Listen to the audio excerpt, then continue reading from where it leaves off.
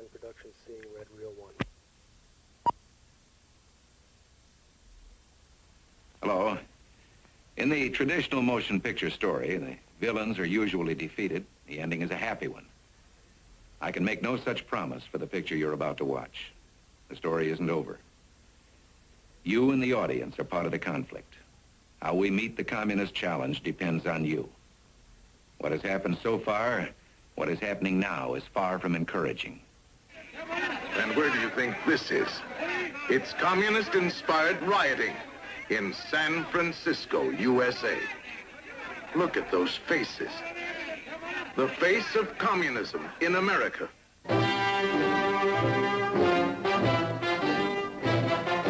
Ladies and gentlemen, Mr. Herbert Philbrick. As I travel around, I still have people say, well, why are you so hard on communists? They're just another political party like any other, and a poor minority at that, and so misunderstood. Well, we don't want them misunderstood, and that's why we're making this film. And that's why I say they are lying, dirty, shrewd, godless, murderous, determined, and it is not an American political party like any other. It's an outlawed organization, taking its orders and instructions from another government to do everything possible to destroy our government. It's an international criminal conspiracy. It is a way of life, an evil and malignant way of life. It reveals a condition akin to disease that spreads like an epidemic. And like an epidemic, a quarantine is necessary to keep it from infecting this nation. No man risks his life the way I have. Oh, listen, I'm sick of that. Many millions of men risk their life, and they could come before this committee and answer the question whether or not they were a member of the Communist Party. And let me remind you that Benedict Arnold was also a member of the Armed Forces of the United States. You're implying, with the question. You're implying I'm a traitor. No. You heard what I am said. no I'm Benedict Arnold. It's a mighty shame that a man like me has to be brought here and crucified in the press and everything. Well, you're stealers of bread from children. I have 3 kids. Mr. Watchinich, that's what you are. Will you answer this question, please? I did. I know about my own country.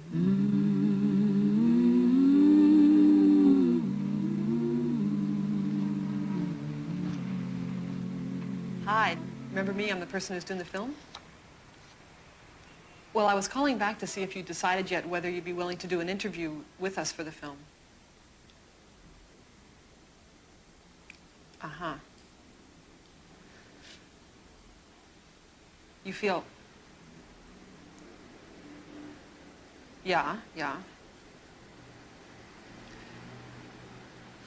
But look, you've been attendance leader for what, 15 years now? Okay, more than 15 years. And the people know your work, and they trust you. Do you really feel as if they found out now that you had been a communist, that they'd somehow decide you aren't a good person now?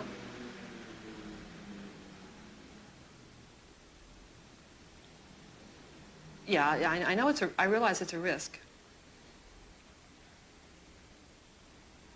Uh-huh. Okay, well, that's your decision. It was a decision I had to make.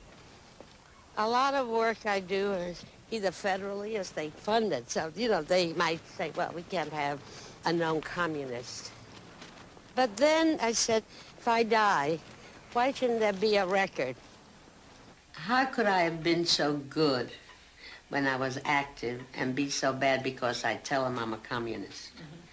And I felt that I owe it to everybody who knows me to know who I was and who I am and why I'm doing what I'm doing. It's not easy on friends and family, but I really believe it's better to put your cards on the table. How did you feel sort of proclaiming to the world that you are part of the Communist Well, movement? while you were gone, Ben and I talked about that. Oh, really? Yes, we did. We feel like a lot of people are going to be surprised if they find out. And I feel those who know us and like us, it'll be real good that they find out if they don't know. How about those people who might feel negative? Well, talk shit. I mean, that's how I feel now.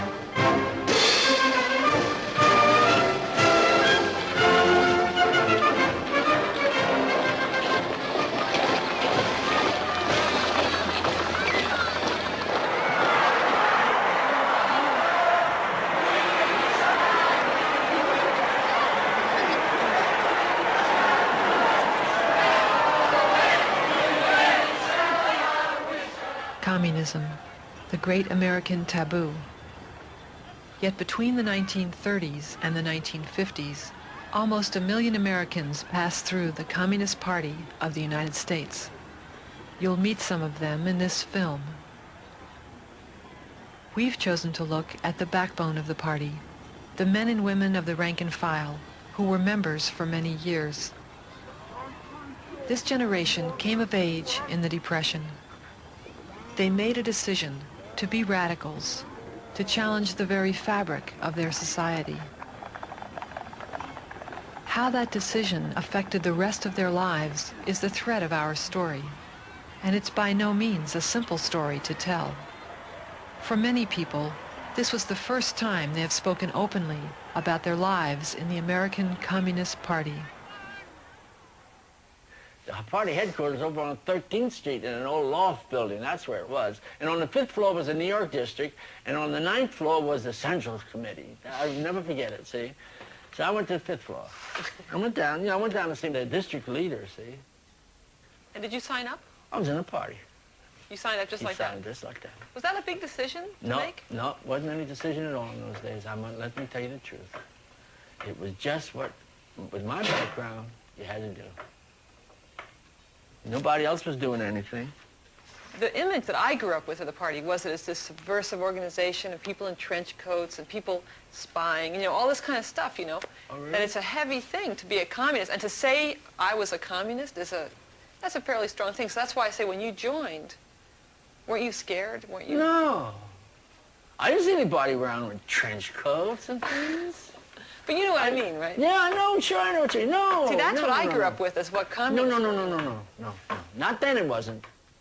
They weren't, having mass recruiting of joining a communist party. You had to prove that you were a worthy individual that they could trust. And I thought I was doing good work. I mean, I was the leader of our youth, organization, and, but they concentrated on my brother. They weren't recruiting any women. So they took my... There was one woman, she was the section organizer's wife. So they would take him to communist conventions and they would give him literature, but he wasn't that interested. So finally, they decided they needed someone to take the minutes of their meetings and collect the dues, so they approached me. And I was very thrilled that I had the honor of joining the Communist Party. Didn't it make you worried that the communists were talking about overthrowing the government? Didn't worry me a bit. Didn't worry me because I was suffering from the discrimination and the humiliation of discrimination, I'm coming up from the South, and I think, at last freedom. And I walk into a restaurant and they say, we don't serve niggers. A lot of people say, when people are radical, go back where you came from. Well, if I was sent back where I came from, it would be across the street from Kruger's Brewery on Hill Street in Orange, New Jersey. January 30th, 1915. That's where I was born. And some people say I brag about being a street nigger, but our family was in the gutter. The street was something we wanted to climb up to. We would have loved to get up on the curb. This was in the middle of the Depression. 1932, 33, 34. 70% of the black males in Harlem were unemployed. In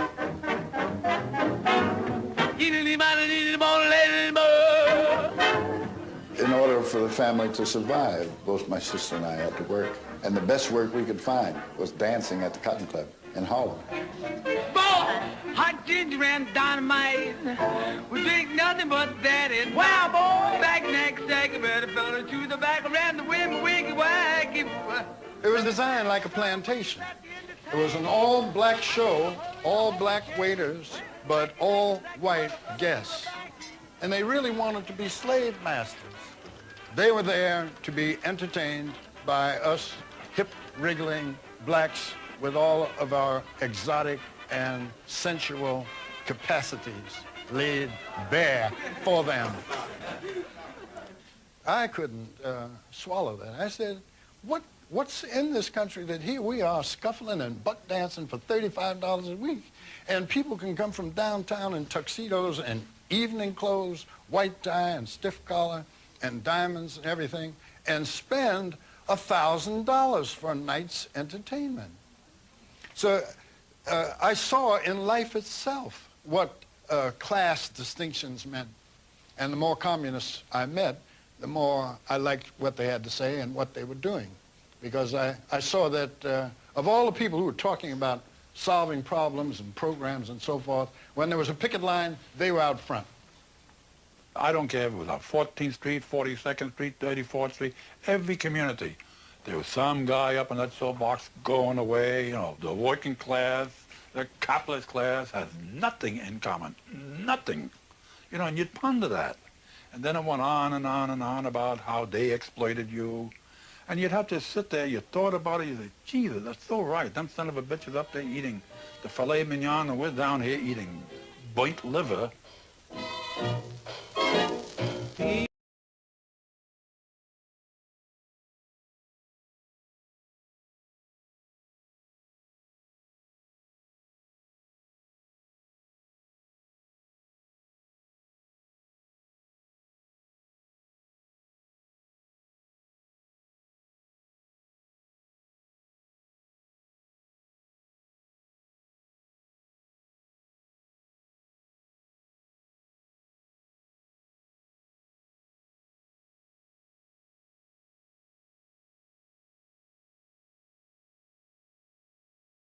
Country is coming due. I sure would like to know if they don't do something by and by. The rich will live and the poor will die. Doggone, I mean the panic is on. There wasn't a day went by that there wasn't some communist in some particular neighborhood leading a delegation of 25 people down to the welfare board or some other board. These people are hungry, feed them and give them something to eat, give them rent or do something. There was this type of activity going on. Now when you take a group of people, 25, 30 people, who don't know from nothing, don't know rheumatism from communism or what the hell, they just don't know nothing, and you take them down, lead them down to, say, a welfare director, where the guy jumps up on a desk, I mean, he's berserk. This is what was happening in them days. And the people come out, you come out victorious, where you do get a check, you do get a box of food, the gas, they turn it on or whatever it is. I mean, you're going to give much credence to the type of person that's doing this for you. You must say, Jesus Christ, contrary to what I heard about the communists that I read, the man can't be bad or the woman can't be bad. Look what they've done for me.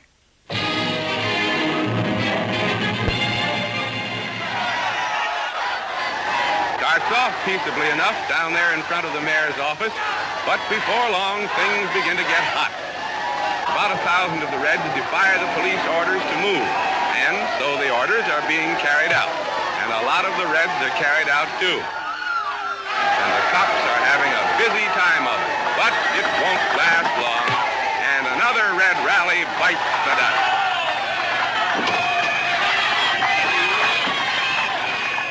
I'd be in a demonstration and I see mounted police charge into people.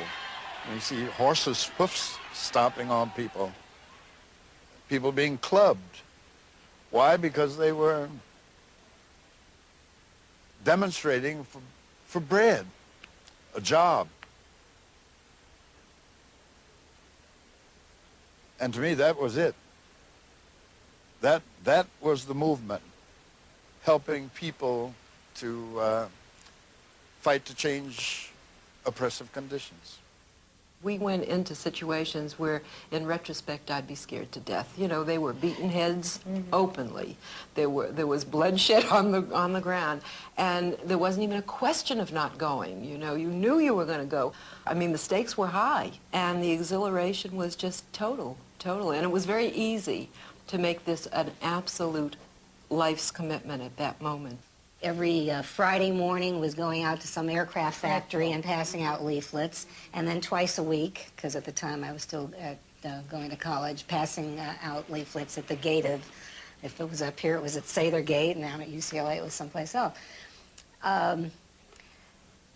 Really persistently doing work that I didn't find terribly exciting and didn't really enjoy doing, but did it because I knew it was important. It was absolutely important to do. And I could make myself do it because it was important. Did you ever have to talk? I didn't talk, but participated in a street corner. Oh, yeah.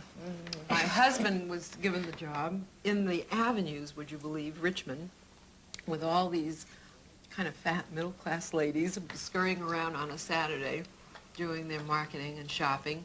And he would stand up on a soapbox and say, "Friends!" and I would die.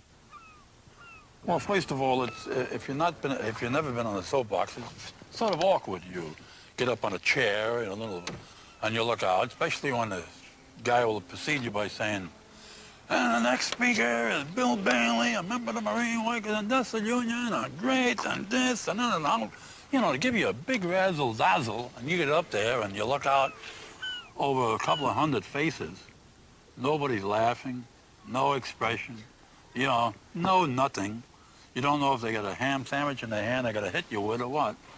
And you're supposed to razzle-dazzle them, you know, stir them, you know, really get them up to where they're screaming bloody murder. Well, you know, and you get up there and your mouth is dry, you know, butterflies in your stomach. I mean, you're complete emotional, ready to collapse, and the first thing you said to yourself, "I wish an earthquake takes place at this very minute," you know. But anyway, like everything else, you take a deep breath, and you say your first word.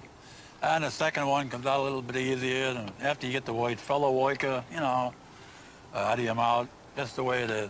Then bit by bit, you start warming up.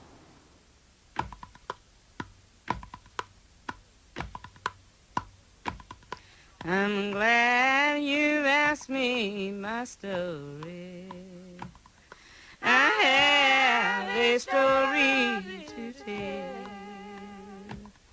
How rising in union and giving my heart brought great joy, then living hell. A world that is fair is the vision we hold. In honor and peace where we all share the load, where struggling for change is a natural thing, to keep to our promise, to bring true our dreams. I'm glad you asked me my story. I have a story to tell.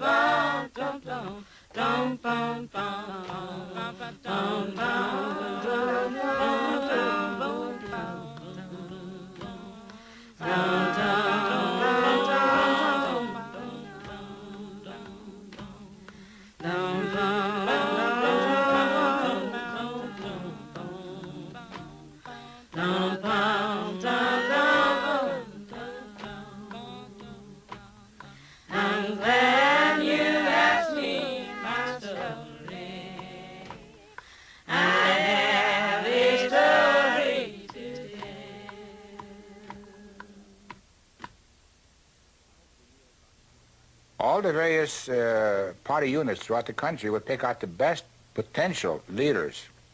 You know, they had them from the marine workers, you know, from the waterfront. They had longshoremen, they had teamsters, they had textile, they had rubber. In other words, they would pick out the best potential person or male or female who could be developed into a good leader by going to school.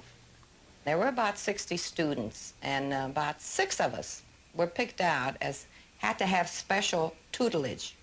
Because, first of all, we came from the mills, they came from the mines, and just to sit in a classroom for 5, 6 hours, we couldn't absorb anything, and I would fall asleep. In my position at that time, to find out that I was picked out, you know, to go to National Training School, it was enormous responsibility given to me that I got to learn. I mean, God damn it, Stanley, you get in there, and then no matter how high it is, stay there and read, and oh.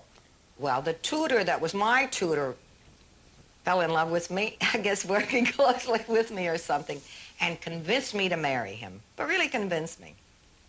And some of the other students also helped to convince me. What do you mean he convinced you? That I should get married. And the 2 of us would make a marvelous team, and why should I go back to the mill? Which, well, I didn't think it was a bad idea. Why should I go? After all, I got 6 months training. I will now be a professional revolutionist. Well, why should I go back to the mill? So I figured, and besides, he was good looking and he was a good dancer, so that helped, you know. So I figured, fine, I agreed. So right at the end of school, Ohio State Convention of the Communist Party was being held.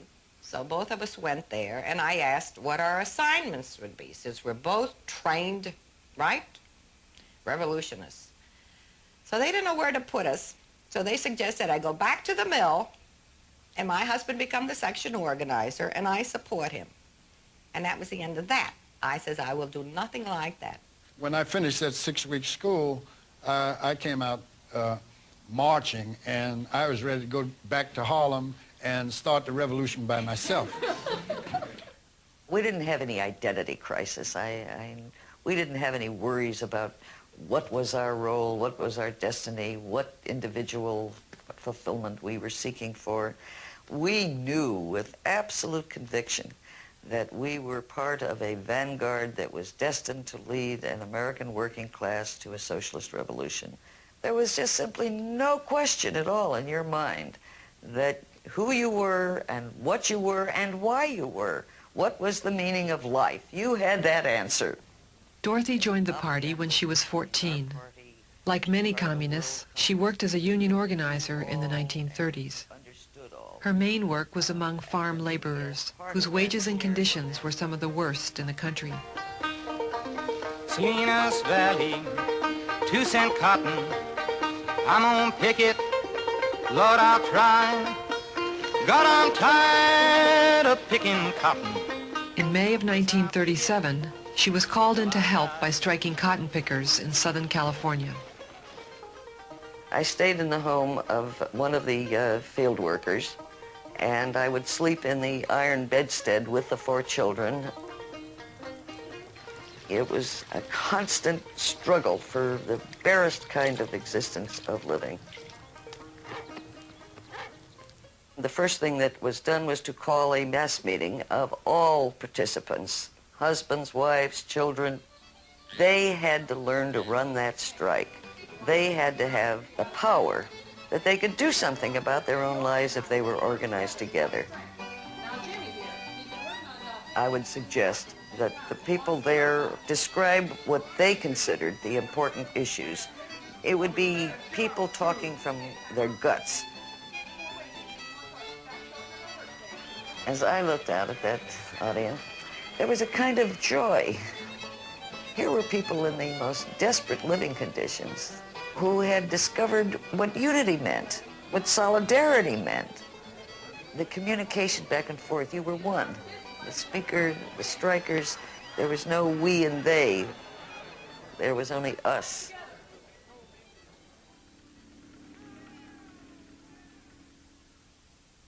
I don't remember not one person ever feeling it was a sacrifice. I want to emphasize, we got more enrichment, we learned more, we acquired more ourselves than any other comparable experience could ever have given us.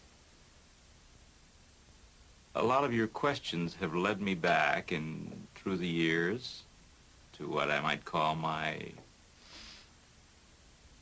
radical youth and life as a young man.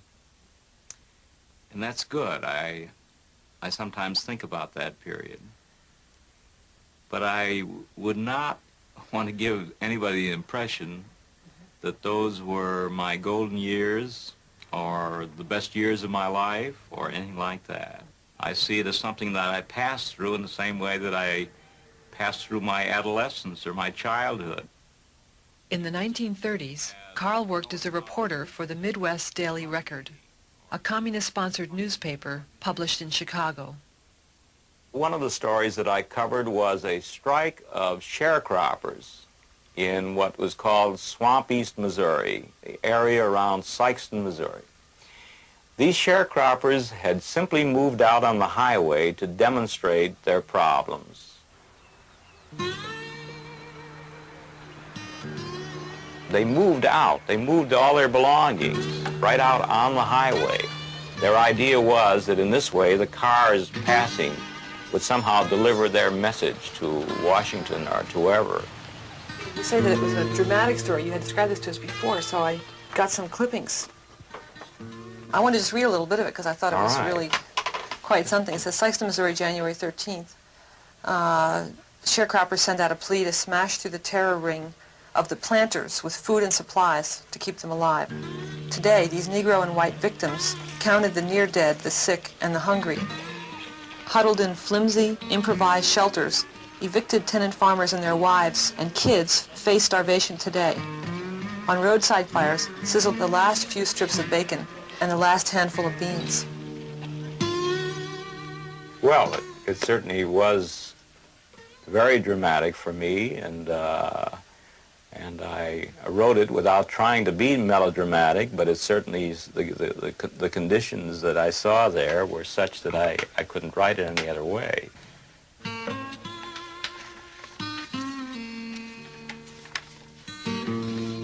Every night, Carl wrote letters to his wife about the sharecropper's story.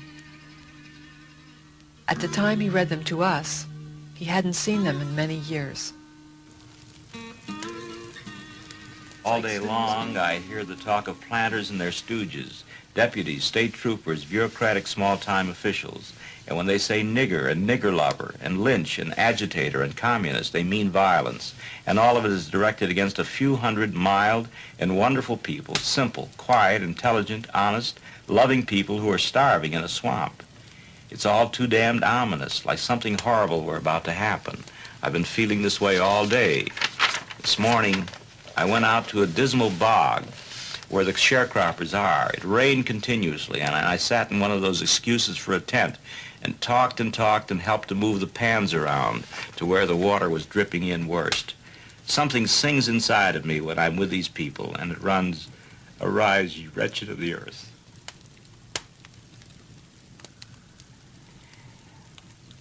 I heard stories today that would make your blood freeze, and through it all ran the same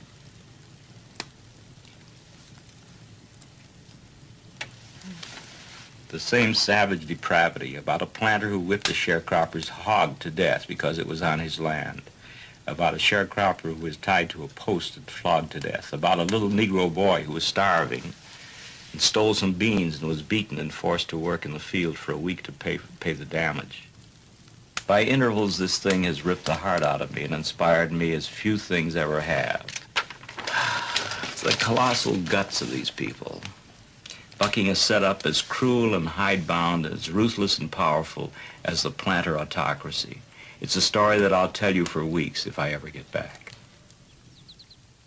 I don't want your millions, mister. I don't want your diamond ring. All I want, just the right to live, mister. Give me back my job again. I know you have the land deed, mister. The money is all in your name. But where's the work that you did, mister? I'm demanding back my job again.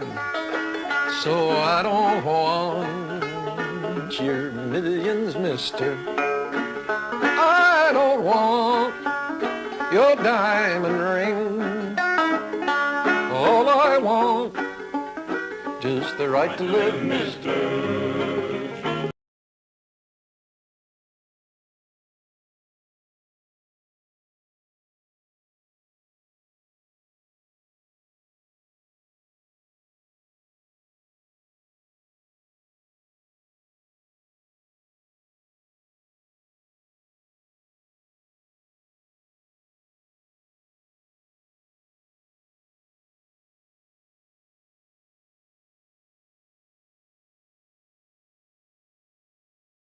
They organized councils of the unemployed that effectively pushed for Social Security and unemployment insurance. The party fought against the racial segregation and discrimination that were the accepted practices of the day. Many racist landlords and businessmen faced their picket lines, boycotts, and sit-ins.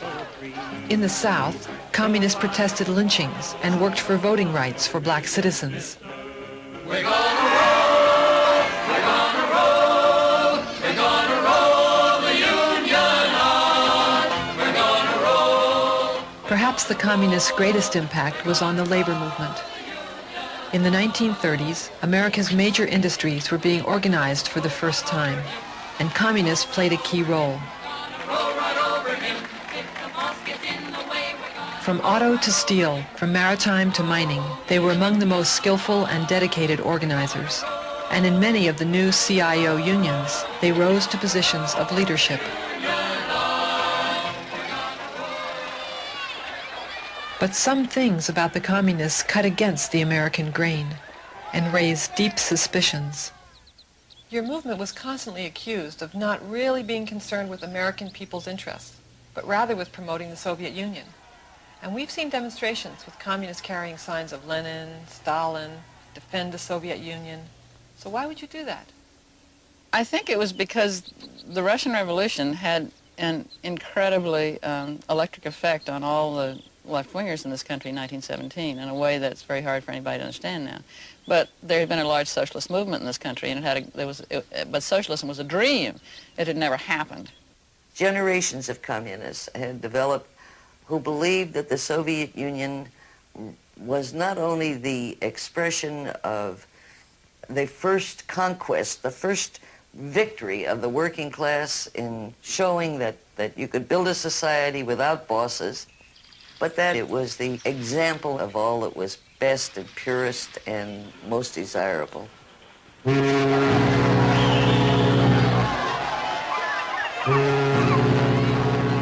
the 30s, everybody knew somebody that went to the Soviet Union to visit. The Soviet Union had a big tourist campaign, and there were thousands and thousands of people that went to the Soviet Union, mostly teachers. They could afford it.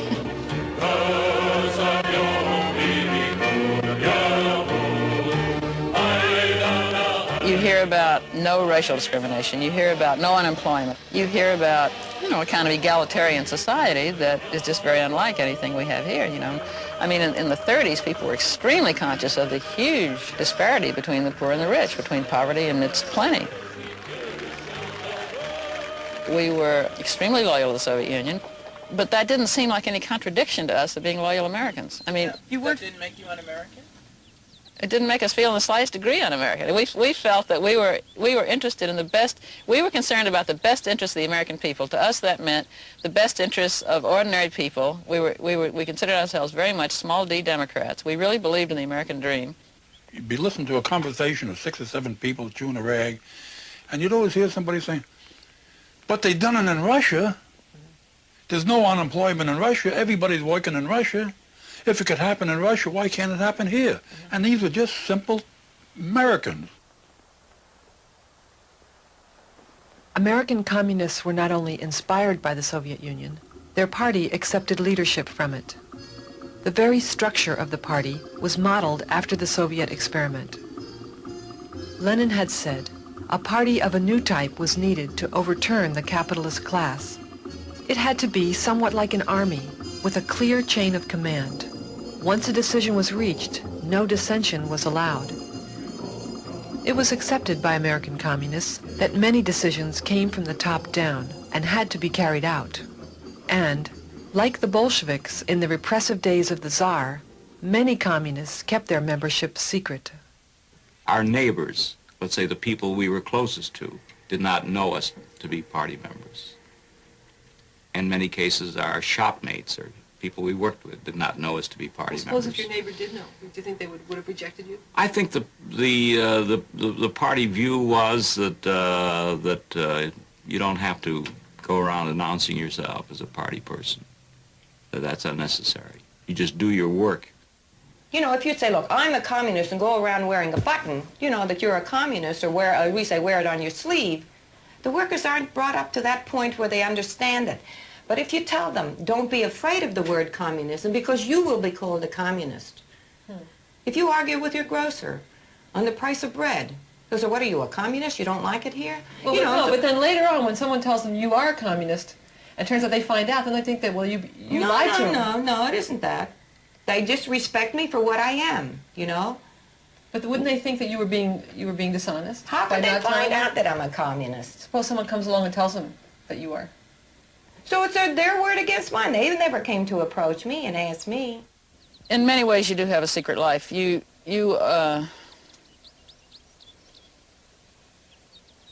Certainly your work life, unless you happen to be working for a left organization, your work life on the whole, people do not know about your politics. We would be fired and we couldn't, make a living. But I think that something else that we felt was that people couldn't be effective politically if their politics were open. They couldn't get elected to union office. They couldn't, they couldn't, or not just union office, any kind of organizations they were working with, they wouldn't be trusted because there was so much anti-communist feeling in the country. And in my view, that was a great mistake in retrospect. But at the time, you simply felt it was necessary. And you were, in fact, upfront about your politics to as large a group of people as you felt safe to be so.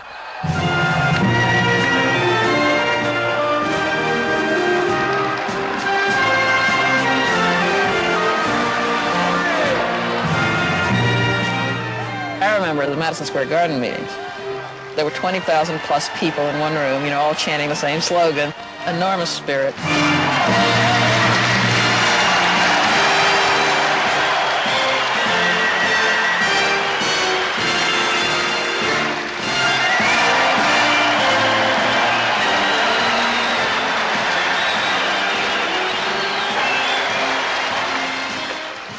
It was things like this that kept you feeling you weren't totally alone, you were part of something big. And that made you feel worthwhile because you knew that your own minuscule efforts were not going to do any huge thing for the revolution, but combined with 20,000 other people, you felt that you really were going to make a difference in the world. Events and issues are beginning to stand out so that they can be seen by the masses. You don't have to give long-winded explanations anymore. The people see, the people understand. What they need is a voice to express it for them and an organization to rally them. And the people are going to march forward. With the people will belong the victory. You got the feeling there's such a groundswell. Oh, Christ, in the next couple of years, in fact, I sheepishly, I feel embarrassed. An old Jewish guy asked me, he had so much confidence in me. He said, Bill, when do you think the revolution is going to come? And I said, the way I feel, I said, I'm sure it's going to come within 5 years. He said, thanks, I hope I shall live to see that day. I shall hold myself together. You felt you could change the world, right? And you worked hard for that. But some people would say you communists were super dedicated, nose to the grindstone, no fun at all, work, work, work. That's a lot of bullshit. They're talking about some party members. But you weren't like that? No. I always took time out to relax. And some of my party comrades felt I relaxed a little bit too much for a party leader. You mean it was sort of a problem? Yeah, that's a problem for them. It was never a problem for me because I knew when to have a good time.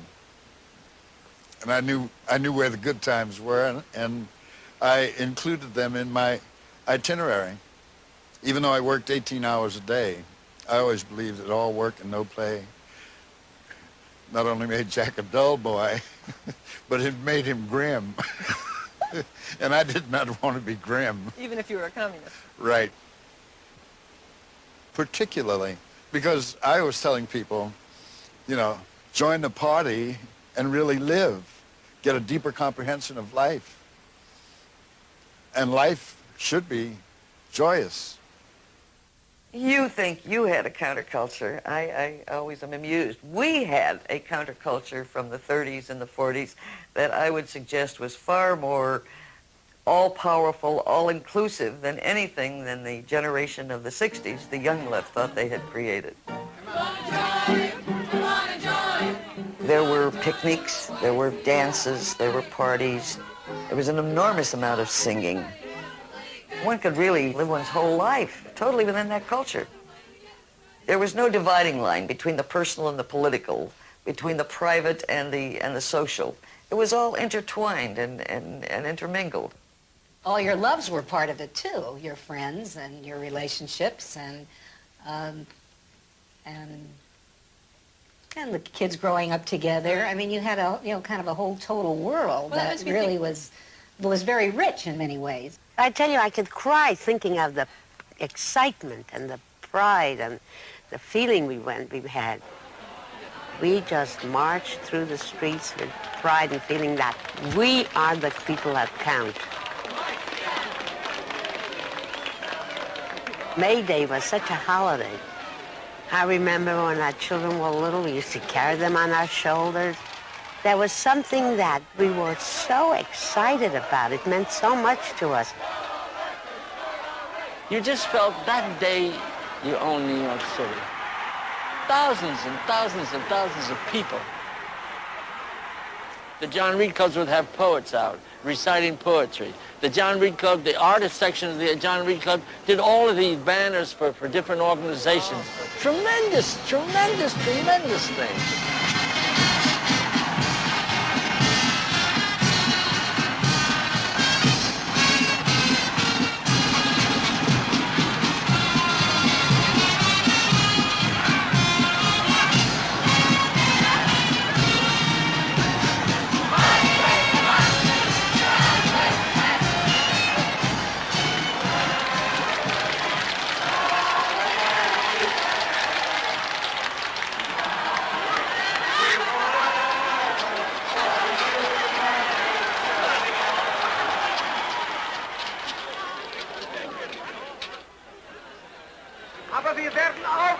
Socialism wasn't the only political movement to grow during the Depression. In Italy and Germany, fascist parties came to power with claims of solving the deepening economic crisis. Communists around the world made the defeat of fascism their top priority. The first battle against fascism began not with World War II, but in Spain.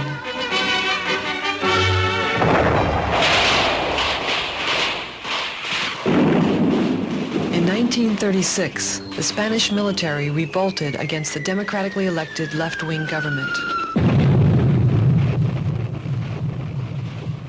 Civil war broke out. While the Western democracies took no action, Hitler and Mussolini came in on the side of Franco, supplying massive arms and aid.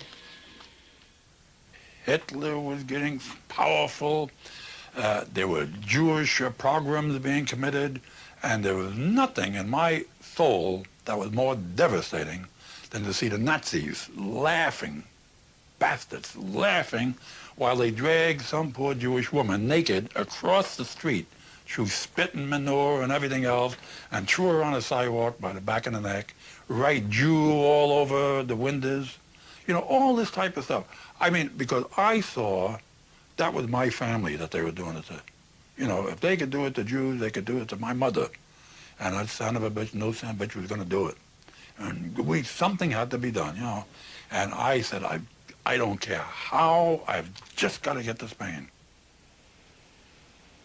when you're a communist and you're an organizer and you're in the streets, there's always a cop, there's always the detective, and there's always the official violence, which you're not allowed to answer as a communist. You can't strike back. But you knew that if you went to Spain, that if you were a soldier and if you had a gun, and I knew about guns, then that would be different. You would be legal, and you'd do right. 3,200 Americans went to fight for Spain, along with 40,000 men and women from around the world. These international brigades were organized primarily by the communist movement in an attempt to counter Franco's military superiority.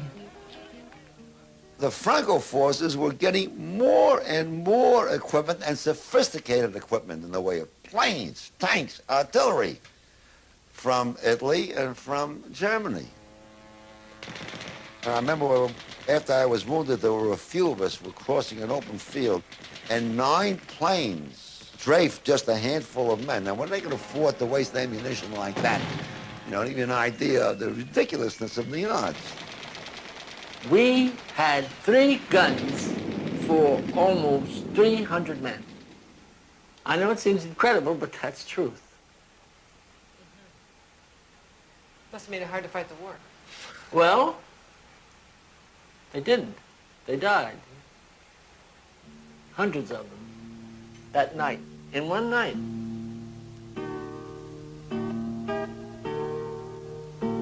Jarama was on hills. And the idea was there was to be an artillery barrage.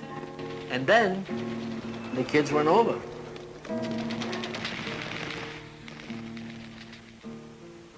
And I forget how many hundreds died and how many hundreds were wounded. And then those of us who had not gone over had to go out and get them and bring them in and bring them around to ambulances that had to be summoned quickly. How'd you feel about that, Michael?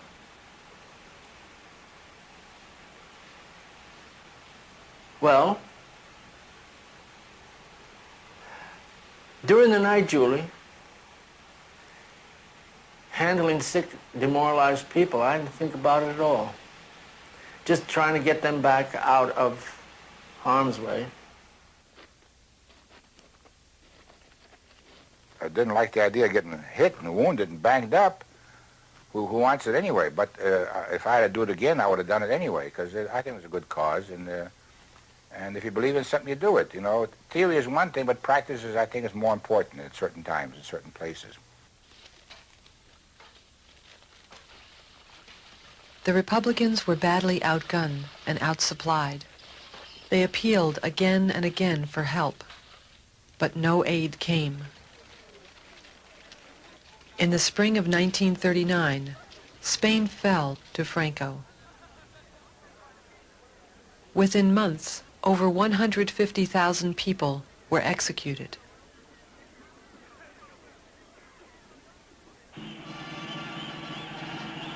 It was the crux of everything that we were involved in, everything that we were doing. It was all being fought out. And I think we saw very clearly that it was sort of the prelude to probably a much bigger war, which indeed it was.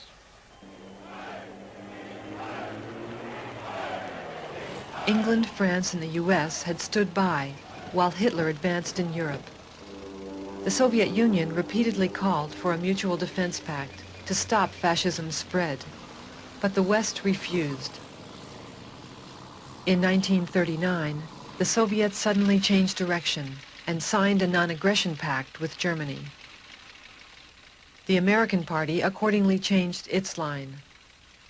Many felt betrayed by this abrupt policy change, and numerous supporters and members fell away from the party.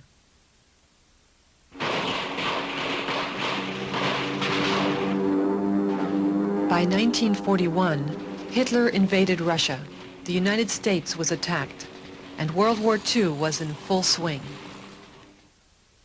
The U.S. and Russia found themselves allied.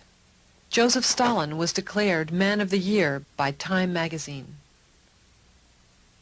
But the joyful meeting of Russian and American GIs that signaled the end of the Nazis also signaled the beginning of a new era. Stettin in the Baltic to Trieste in the Adriatic, an iron curtain has descended across the continent.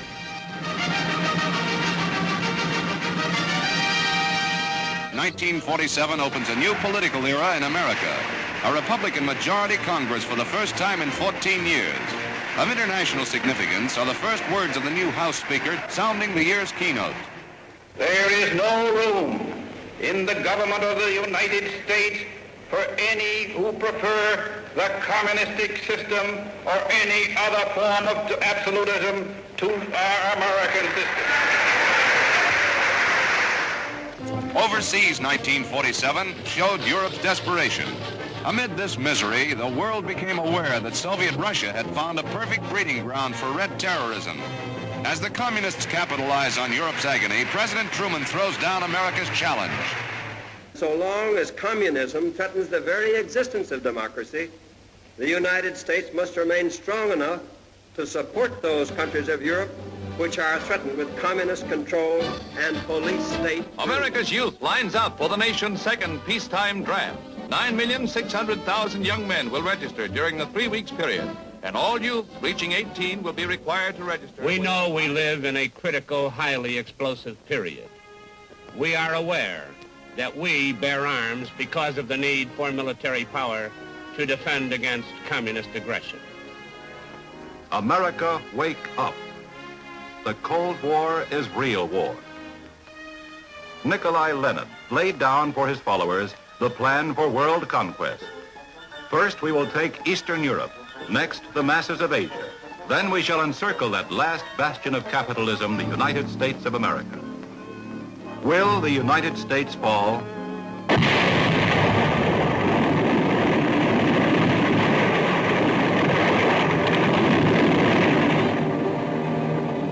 Yes, this could happen, leaving our people groping in the rubble of their homes and sifting garbage for sustenance. Liberty stems from the heart of every American. But for our servicemen, a threatening invader might strike fiercely and quickly at the very heart of liberty. Liberty, a mighty force heard round the world. So here's to our Army, from the newest recruit to the mightiest of the top brass. Here's to them for their selfless devotion to our cause. And here's to them twice over on this Army Day.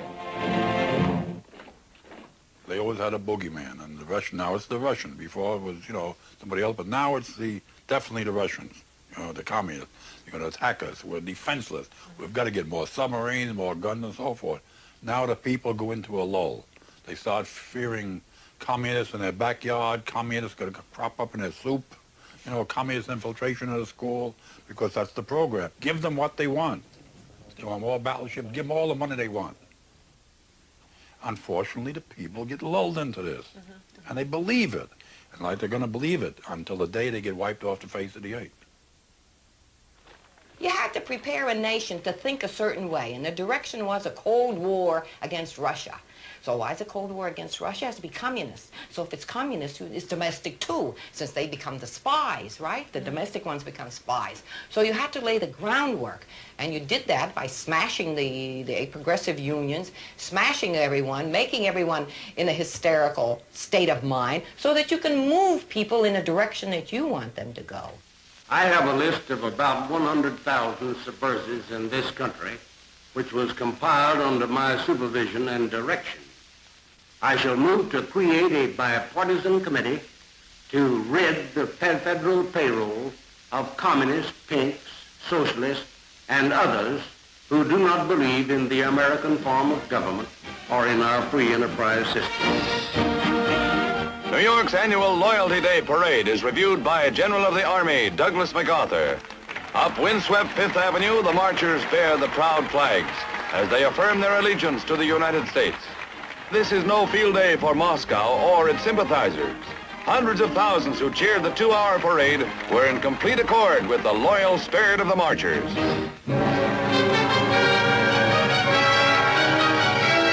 In 1950, men throughout the world learned to look on the brutal face of communism.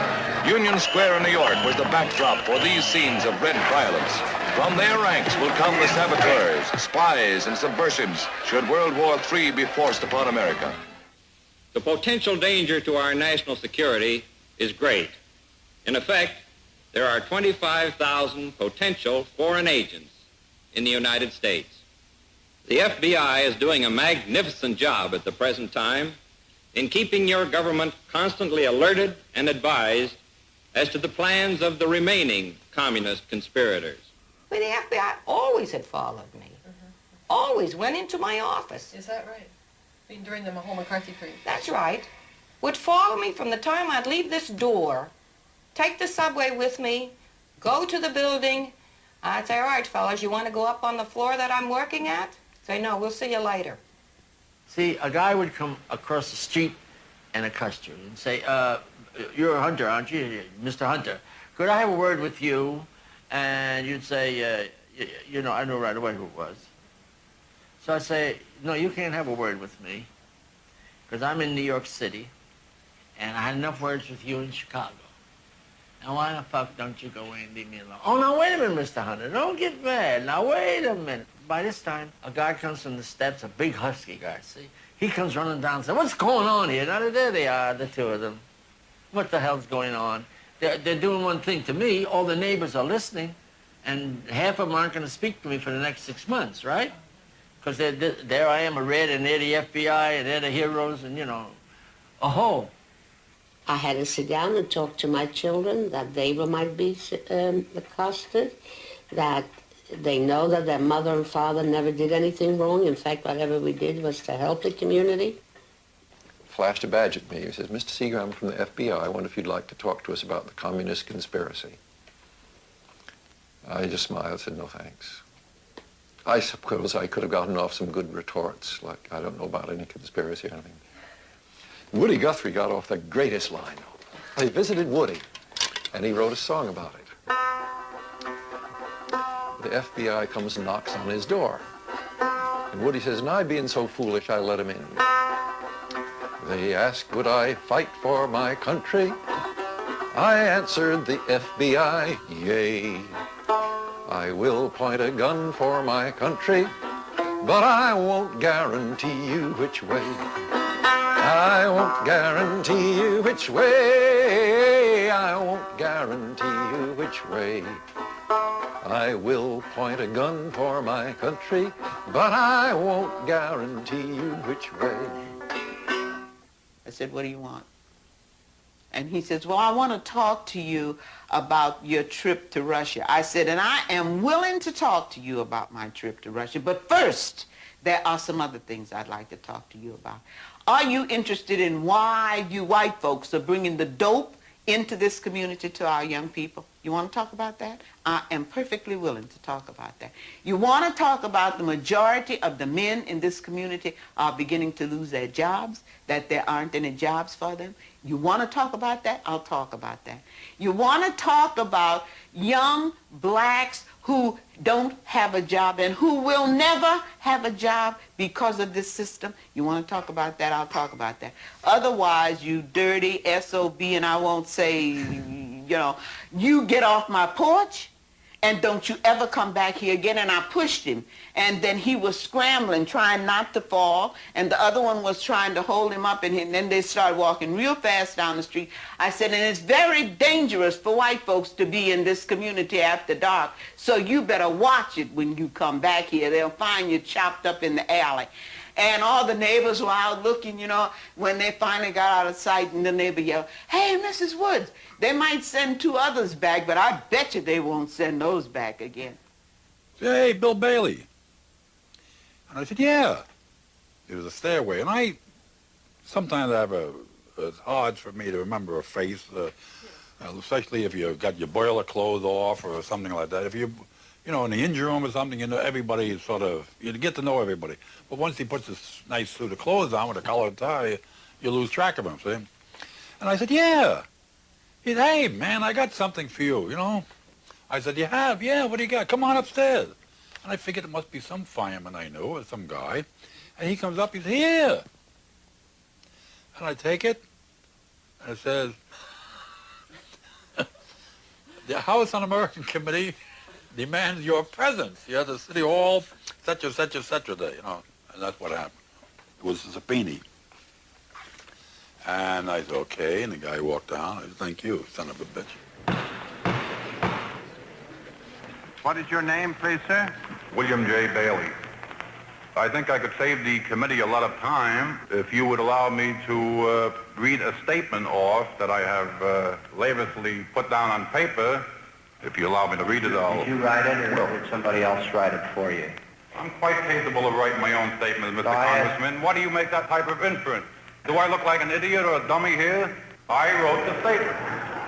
Were you at any time during 1946 acting as the West Coast coordinator of the Siemens branches of the Communist Party? Well, where would you get that information? Is it wrong? Well, where would you get the information? Is it wrong?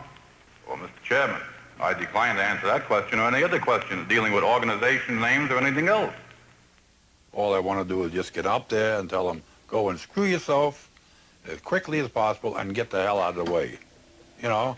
And as far as I'm concerned, if they was to ask me ordinarily, are you a communist? I said, yes, you son of a bitch, and I'm proud of it. But in this thing, you couldn't do it, you know? Why not?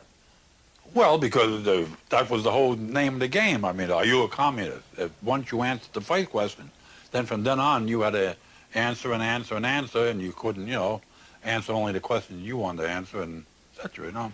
Are you a member of the Communist Party? Well, frankly, Mr. Chairman, I don't think that's any of your business. I would give you the same answer I have given the FBI, the Red Squad, the police department, and everybody else. That is just none of your business. Let the record show that the witness has raised his voice in contempt of the Committee of Congress. I came out of there and somebody said, I heard it on the radio. You shouldn't talk to a senator that way or a congressman. They felt that was wrong, shouting at them. What did you say? I said I should have picked the chair up. Any decent American would have picked the chair up and threw it at the bastards. We are granting you the right to refuse to answer any question that you think might incriminate you. But don't you And think we're not basing myself on the Constitution obligates me to say a word or two about the origins of this? I am a student of American history and have been for many years. You're ordered to answer the questions only. We're not going to take a lecture from a man who refuses to state whether he's a member of the Communist Party as of this moment. We're not going to take a lecture from him on the Constitution of the United States. We don't think we need it. You will answer the question. Sir, this is not a simple question. This is a question that goes to the depths of my conscience as an American. Here's one that is simple, then, if you won't argue about it. Do you believe in the overthrow of the United States government by force or violence? I must refuse to answer that question, basing my refusal upon the privilege granted to me in the Fifth Amendment. And in line with your words, sir, I wish you would allow me to spell out that privilege and what it means. And why I am evoking it. No, I don't think everyone in this room knows this. Very few people know this. Why don't you give me a chance to state this? Write a book. I shall, and I have. Or write another. Most of the people they called up before them declined to cooperate. They used the Fifth Amendment, which in effect says, you have no right to ask me this question. But I was in a much stronger position. I didn't have any job they could fire me from. I sang at schools and camps for people who didn't care much for this committee. I simply said, I think your whole line of questioning is something that no American should be forced to undergo, especially under threat of reprisal if they give the wrong answer. I said, I have a right to my opinion, you have a right to your opinion. And from then I clammed up. And after about an hour, they gave up on me.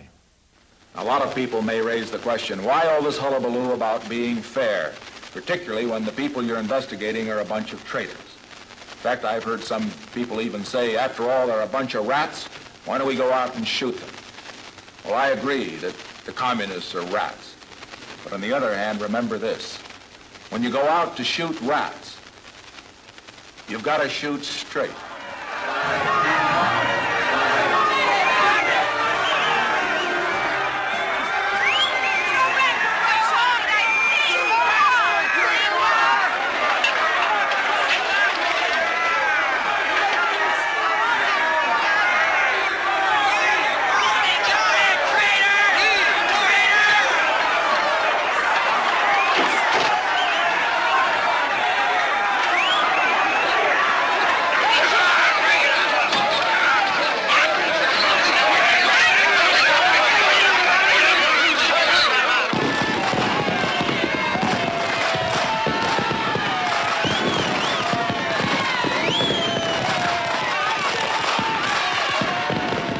The patience of the American people has been tried almost to the breaking point. And within the next 2 weeks, I shall introduce into the Congress of the United States legislation designed to outlaw the party and its agents in this country. Now, it just seemed to me that if we're going to have all sorts of bills directed towards this communist front organization and another one that is infiltrated or communist-dominated, that sooner or later we should get at the main core of the issue, namely the Communist Party itself and the entire conspiratorial communist apparatus. It was with that thought in mind that I introduced my amendment, which was a substitute for the measure before the Senate. That amendment would outlaw the Communist Party and would subject all members of the Communist Party who knowingly or willfully or intentionally were members of the party, knowing its purposes, would subject them to criminal penalties. McCarran Act legislated the deportation of foreign-born American citizens alleged to be subversives. Subversive Activities Control Act demanded registration of communists and members of Communist Front organizations as agents of a foreign government, introduced by Richard Nixon. Emergency Detention Act, introduced by Hubert Humphrey, set up detention camps for subversives to be used in case of national emergency. 7 such camps were prepared. Communist Control Act, intended to outlaw the Communist Party. They spent so much money and they spent so much time on chasing communists. I feel like there must have been something. I mean, for example, were you ever asked to, they always say, well, you were asked to transmit secrets. Never. There's no, I don't know, who am I going to transmit them to? Well, to spies from the Soviet Union. I wouldn't tell a spy if he popped up in a cup of tea. It's about time Paul proved himself by doing something for the party, huh? Have him deliver this to our man in Chicago. But do you think we can trust him to deliver something like this? Why not? He's hopped up enough to do anything. And who'd bother to trail him? What'll I tell him? Well, you tell him anything you want to. I'm sure he'll believe it.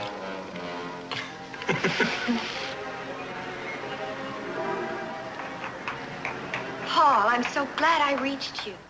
In all of the 45 years that I was a member of the party, in all of the 25 years that I was in the leadership of the Communist Party, I can't remember any one instance of even the slightest suggestion that such a thing would be suggested or asked of any member of the Communist Party. Well, one would have laughed. Well, I've been scornful of anyone who would have suggested such a thing.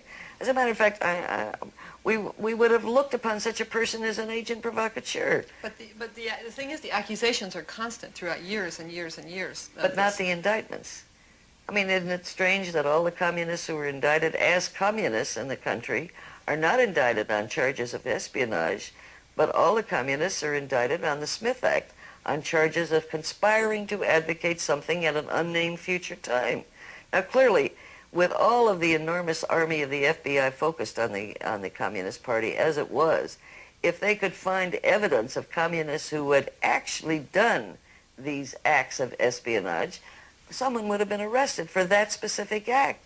You wouldn't need a conspiracy charge on the charge of advocacy, not the charge of acting, not the charge of doing, but a charge of teaching, of speaking, of carrying out what are really protected First Amendment rights of free speech. I have here the names and the pictures of the people who are selected to run the Communist Party at the last national convention of that party in this country. And since 1948, altogether, 105 of the principal leaders of the Communist Party in this country have been indicted, and of these, 67 have been convicted for conspiring to advocate the overthrow of our government by force and violence. However, there are some loopholes in our law that need to be plugged.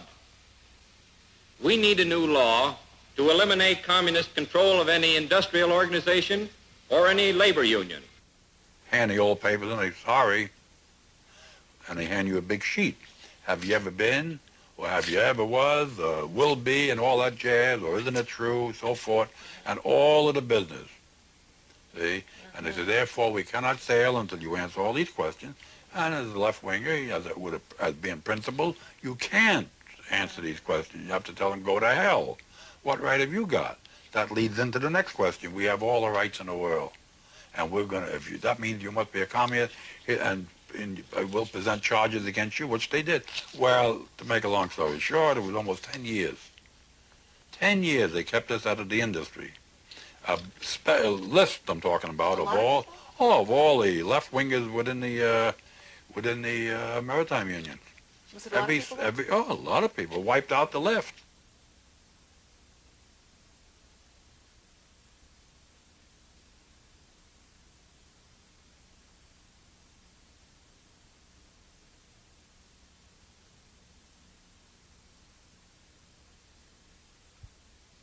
My dear friends, guys I sail with, guys like shipmates, drink with, and so forth.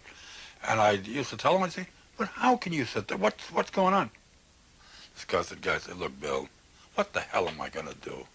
Because I got a sick mother, I got a wife, I got 4 kids, I'm stuck with all that, I'm stuck with a mortgage. I can't afford to lose the job. Now, you could. You know how to rough it. You've been through this stuff before. You know how the cops beat you up. You've been in jail. You rode boxcars. You know, all that stuff. You can take it. You know, but I can't. Didn't you ever think, I'm going to get out of this Communist Party? No. What would be the purpose of it for? If I wanted to get out of the button, I wouldn't have joined it in the first place. You know, if chips are down, you know, and I was ready to do everything, you know, being devoted and being dedicated, and certainly in order to help and to help the workers all over. If I would quit when there's a first attack, what would happen if there really had fascism in this country? Right? You have to start to think in terms of where do you fall?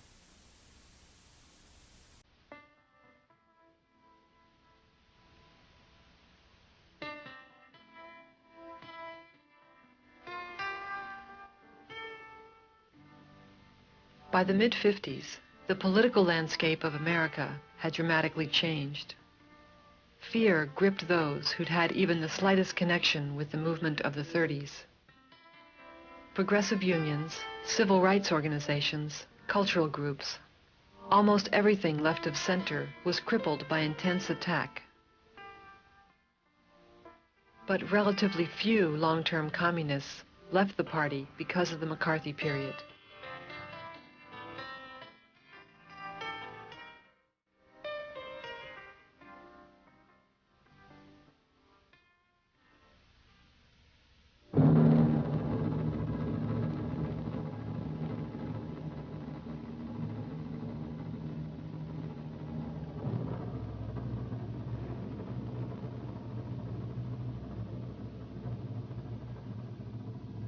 In 1956, 3 years after Stalin's death, Nikita Khrushchev delivered a speech on the Stalin era that sent shockwaves through the American left.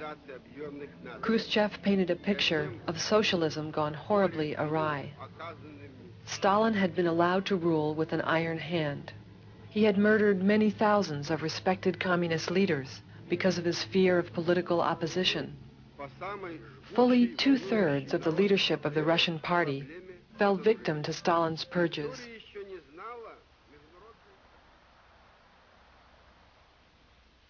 I was staggered and I just started drinking. Did you take any action? No, I didn't know what to do. I was bewildered. I had spent 16, 17 years as a full-time functionary. I couldn't have any alternative perspective. I was just so staggeringly overwhelmed by reading and rereading the Khrushchev report.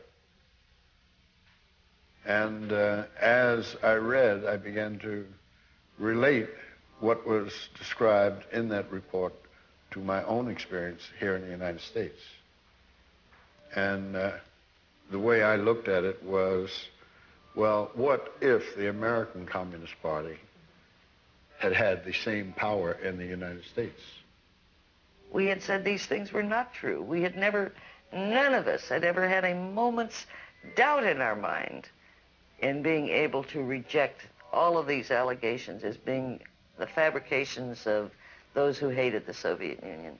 And as I sat there listening, the tears are coming down. I'm crying so hard I can hardly stand it. And it goes on, the reading goes on for about 2 hours, 2.5 hours, kind of a relentless adding of agony upon agony upon agony. I can't say I felt very angry. I don't remember. But I certainly know that I never felt any qualms about staying in the party. For me, I was turned off from the communist movement and the Communist Party in this country immediately. Others had a different reaction. They were tried to move in the direction of changing the party into being a more democratic. I was turned off immediately. I dropped out of everything immediately. I would have no part of it. You can't throw everything, Stalin out with the revolution and all. He did participate in building the revolution. Now, what happened subsequent years where he made a very serious mistake and did harm in many ways, if you're going to use that as a basis for being in or out, then you're really losing sight of the main objective of the communist movement. The Stalin revelation split the party wide open. So great was the controversy that for the first time, the pages of the Daily Worker were thrown open to varying points of view. There had been other traumas over the years for communists to grapple with, but the Stalin revelations raised fundamental questions about the very nature of American communism. To the editor, we must take a hard look at ourselves. I say the problems don't begin and end in Russia. The problems are in our own backyard, our own party here. We're seeing that our party has felt the deadly influence of Stalinism from top to bottom. We can't contradict our Does the leaders. structure of our party really work? Is it effective?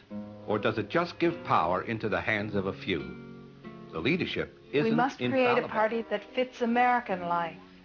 We must be open, not secretive, and we must be completely democratic. The American We people communists demand freedom of speech everywhere. But too often we have failed to demand it in our own ranks. I say our idea of democracy just isn't working. We've become rigid. We had a principle called democratic centralism.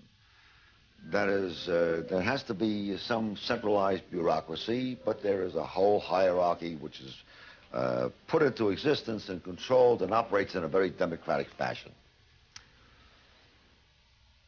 What actually happened, as I see it, was that there was lots of centralism and practically no democracy. You did have discussions. You had pre-convention discussion before a convention was going to be held. And what it all meant, I'm just not all that sure, because I think, and not only looking back, talking with a lot of people who were in the leadership, that it was pretty much made from the top. The bureaucracy fell awkwardly on some, less awkwardly on others, but fell on all of our shoulders. You made decisions about people's lives. You expelled people from the party. I was a little Stalin. I don't have to talk about other people.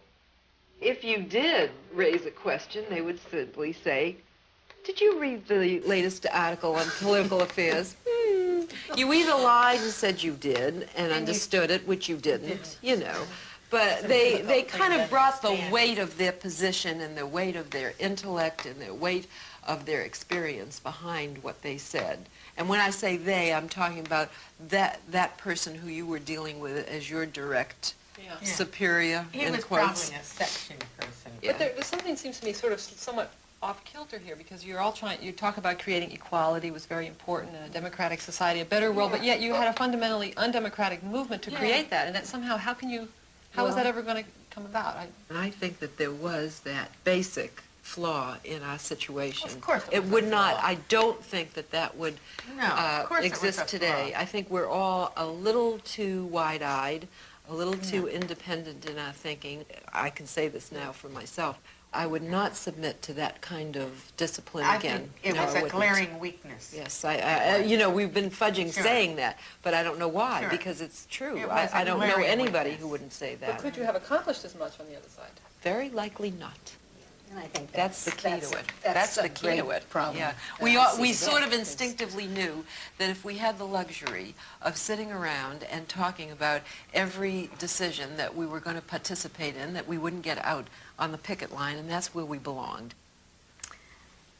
But I really sincerely believe today that there is a great connection between ends and means, and I think we could at one point say, well, as long as our objectives are all that great, we can do all these crappy little things on the way.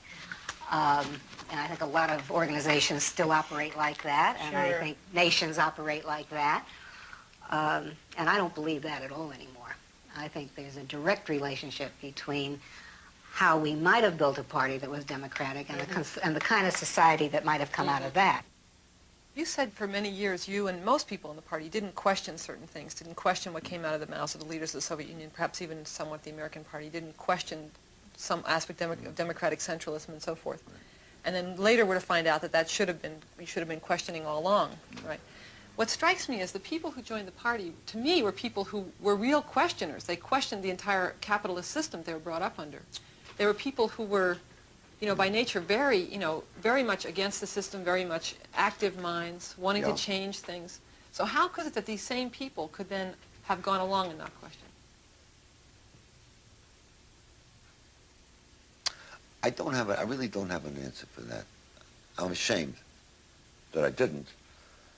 And I cannot figure out why anything that Stalin said had to be. It's a certain amount of fanaticism here. I thought I was such a clear thinker in examining my economic analysis of the nature of capitalism, whatever. But if Stalin said it, or any of his close followers, it had to be gospel. It was absurd. I mean, life is not that simple, and truth is not that simple. And we didn't have all the truth. We had, some few little bits and pieces of the truth here and there. But the only way to build a movement is if you're speaking to genuine concerns of masses of human beings, and the only way to do that is to listen to those people. And we didn't. Our listening devices were, poorer and poorer. I hereby submit my resignation from membership in the Communist Party of the United States, effective immediately. I have come to this decision after 27 years in the communist movement because I feel that the Communist Party has ceased to be an effective force for democracy, peace, and socialism in the United States.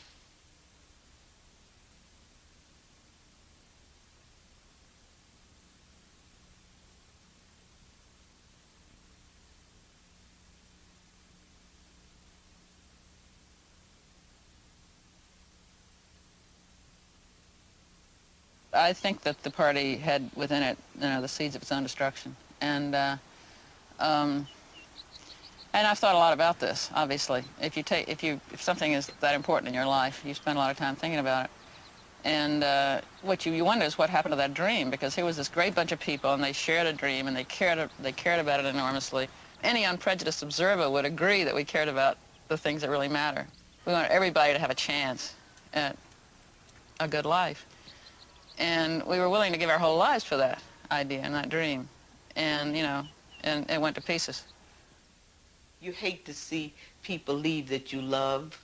Like the guy I mentioned to you yesterday, I just loved him. I just thought he was tops. I thought he was the smartest man ever. He left. I hated to see them go. Not only that, it diminished our numbers, which meant that we couldn't do the kind of work we had been doing before. I was saddened by it. It was sad that I would have to leave and find my own way, let's say, in my own little way, to do the best I can. But you were alone. Well, there are others who left, and maybe because of our age or something, we're not able to be as active as we were when we were younger. But I'm still interested in everything that goes on in the world. I'm still interested to help advance people wherever they are, But when you left, it must have been hard to figure out what to do. Yes, it was. It was a vacuum in my life as to what do I go from here, what do I do from now on. Moved to a new place, began a new career, job-wise. Actually became an apprentice in a new industry. In your 40s? In my 40s, I became an apprentice. It's been a long time getting myself together. It took me almost as long to get myself together as a person as I had spent in the party becoming a communist leader. It was devastating.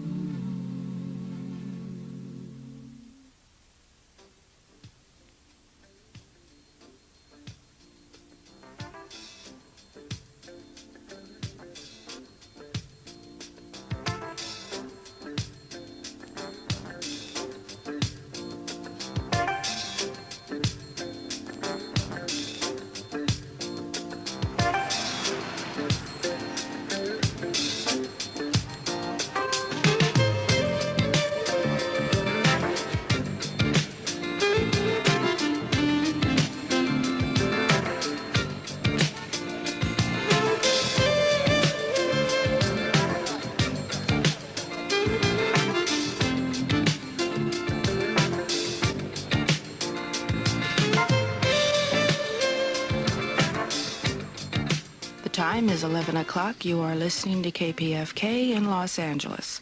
Coming up next, Marxist Commentary. Good morning. This is Dorothy Healy with Marxist Commentary.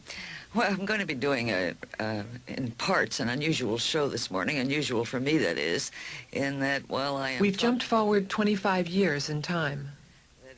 When the people in this film were young, they decided to dedicate their lives to a movement for a radically different society.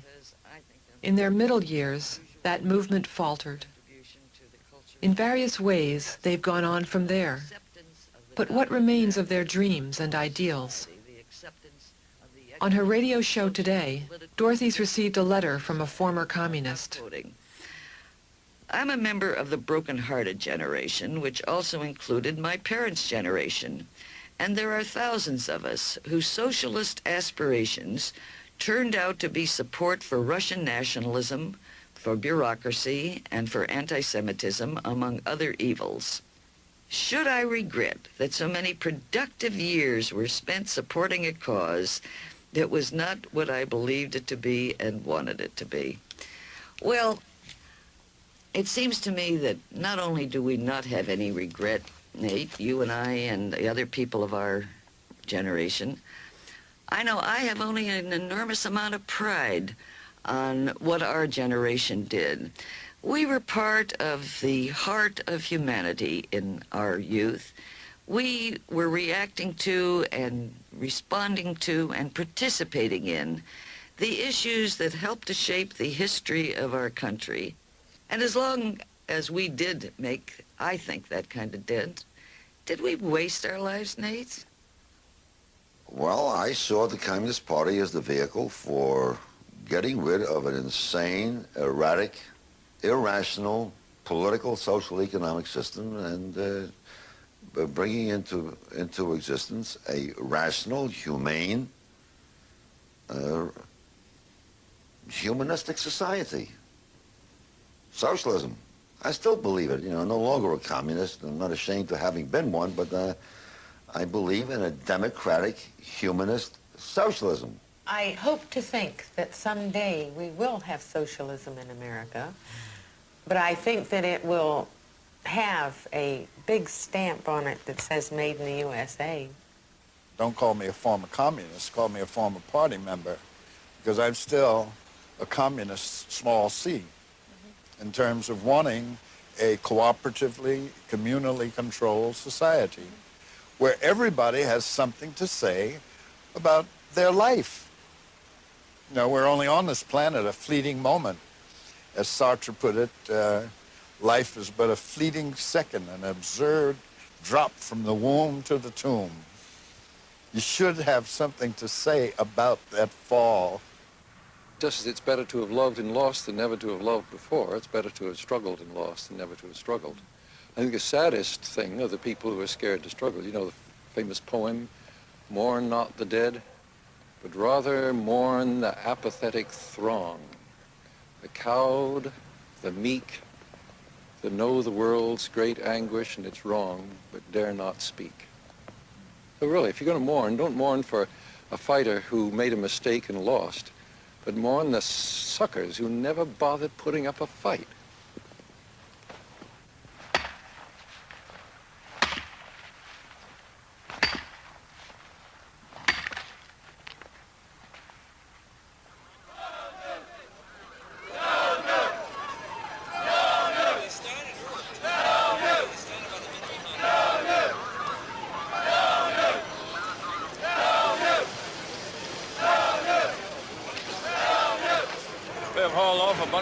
Already to jail. So what do you really want them to do? Well, at least tie them down for one solid day to show them the impressive desire of the people to stop investing in big munitions and nuclear plants, you know. That's the main thing. Basically, it's to make the people aware of the danger that's confronting us if we don't do something about it. Wall Street is the central figure of finances, where they invest in all the nuclear plants and all the places where they shouldn't do. Are you willing to go to jail with the rest of your buddies? Oh, yeah, of course. Why not? I've been in jail before. It's nothing big. Now the jail's a little better, you know. They give you a coffee ad, where the olden days give you nothing. I'm talking about the olden days.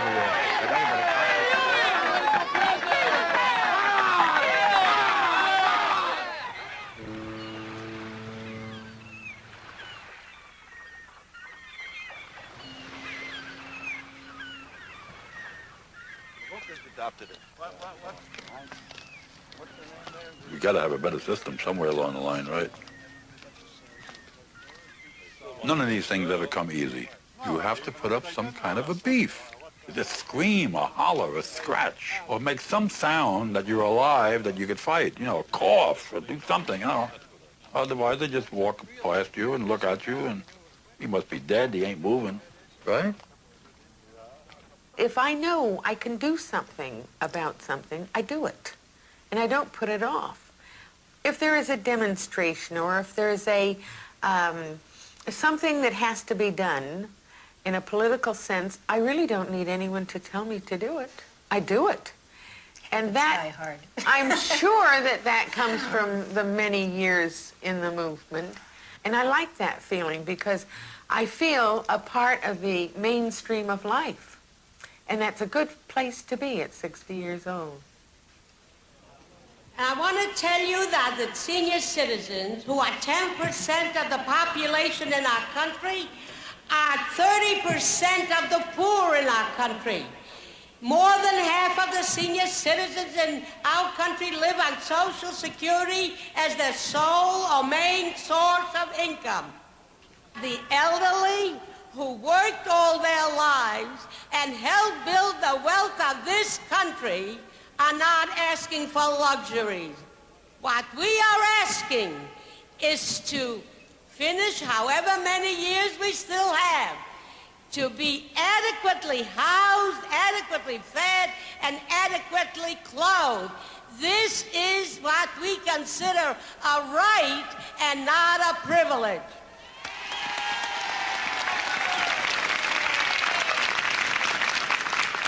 Do you know why I'm little?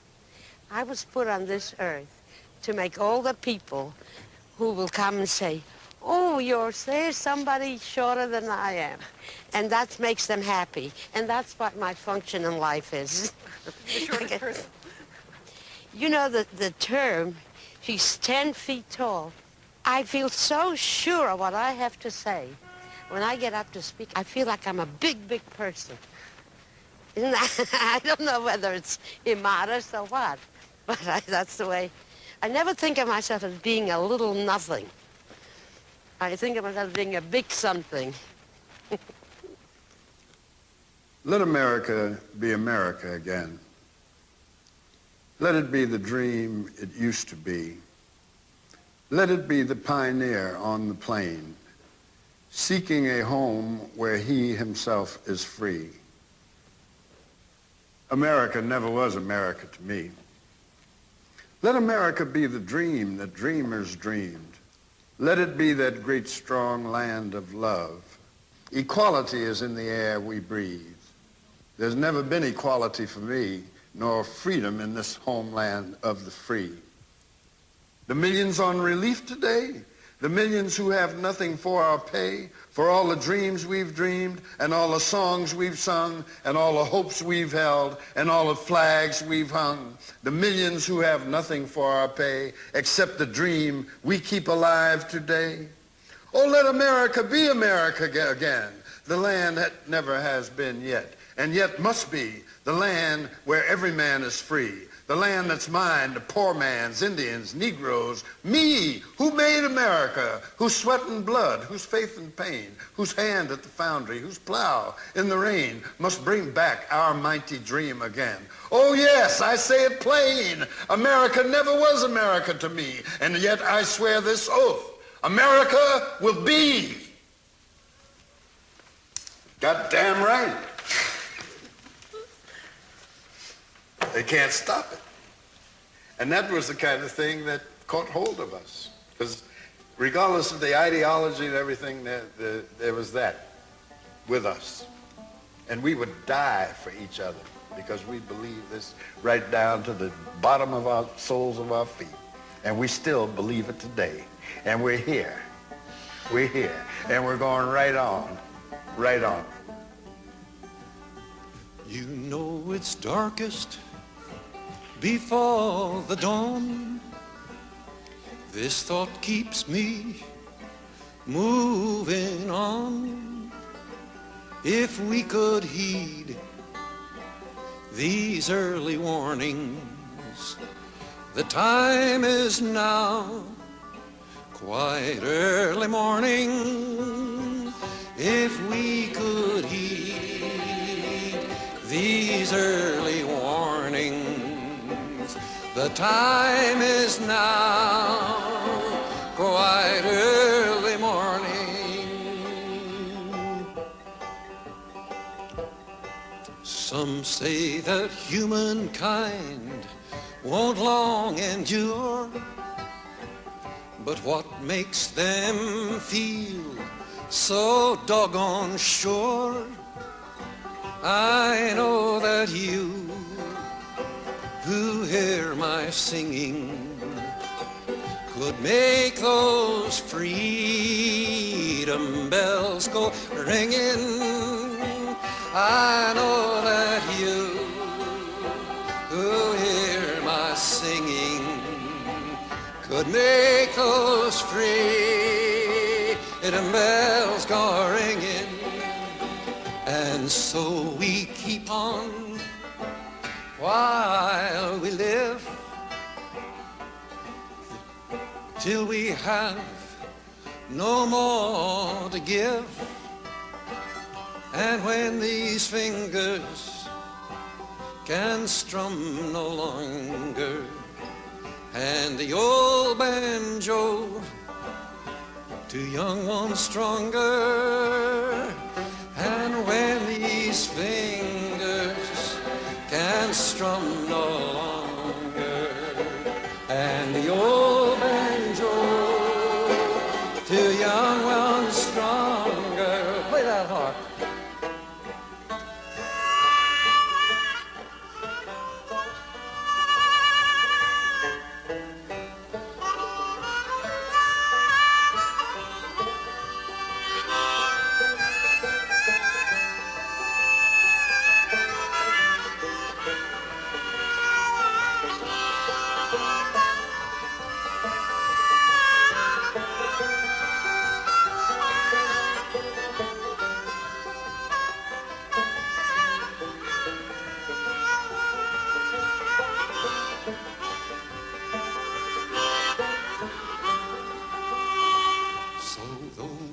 Darkest before the dawn,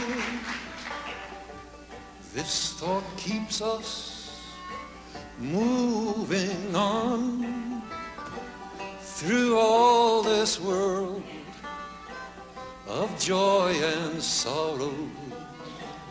We still can have singing tomorrows through all this world